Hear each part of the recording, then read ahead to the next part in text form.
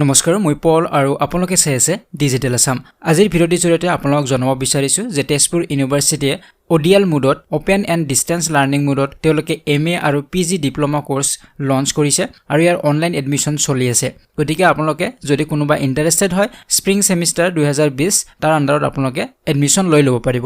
এতিয়া মই জনাব বিচাৰিছো যে এটো হৈছে CODL বুলি কোৱা হয় centre for open and distance learning Tezpur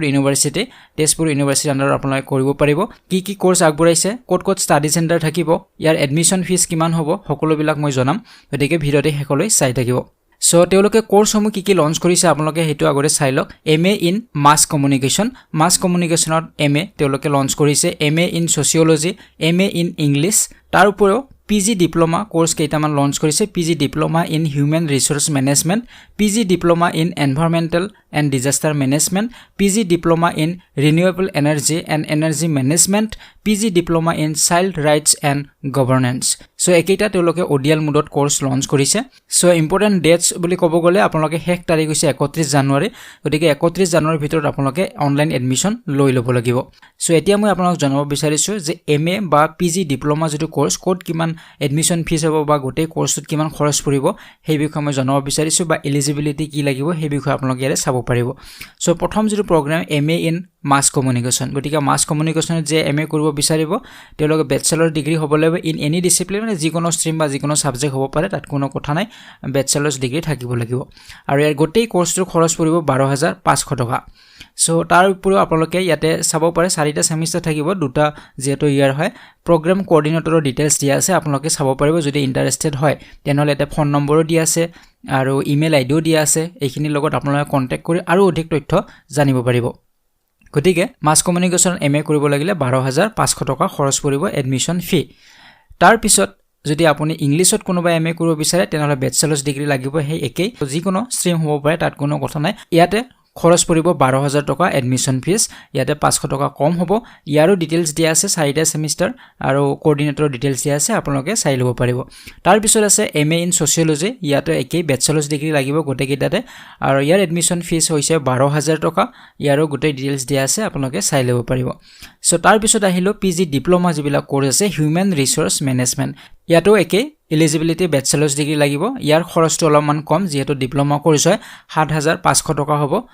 আৰু ইয়াৰো ডিটেইলছ খিনি দিয়া আছে ইয়াতে দুটা সেমিষ্টাৰ হ'ব এবছৰীয়া এটা কোৰ্স এটো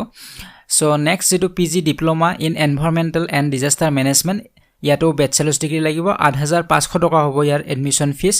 ইয়াতো দুটা সেমিষ্টাৰ এটা বছৰৰ কোৰ্স হয়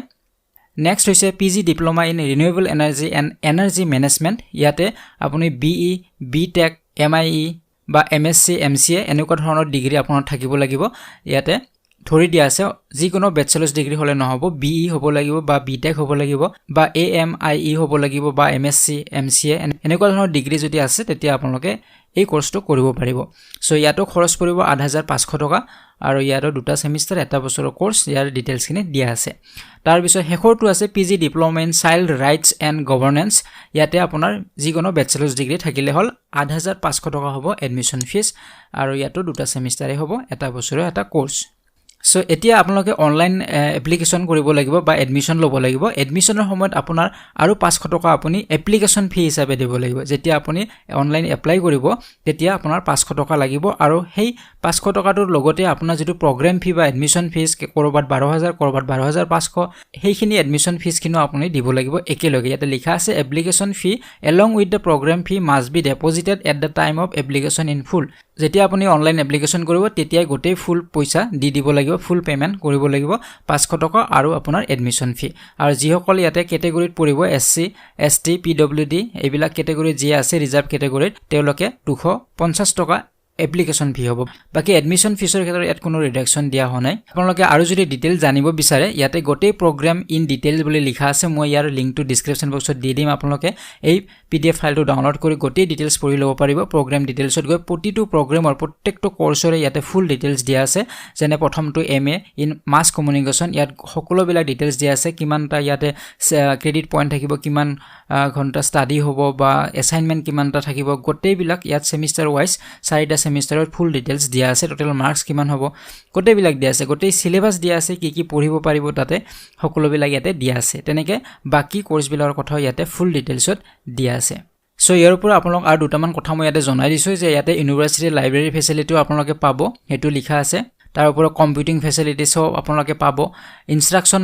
মেথডলজি ইয়াতে যেটো ইনস্ট্ৰাকচন আপোনালোকে পাব কেনেকৈ পঢ়িব লাগিব এই ইনস্ট্ৰাকচনটো বা এক্সামিনেচন যি হ'ব এইবিলাক সব ইংলিশ হ'ব ইয়াতে লিখা আছে university at all levels is English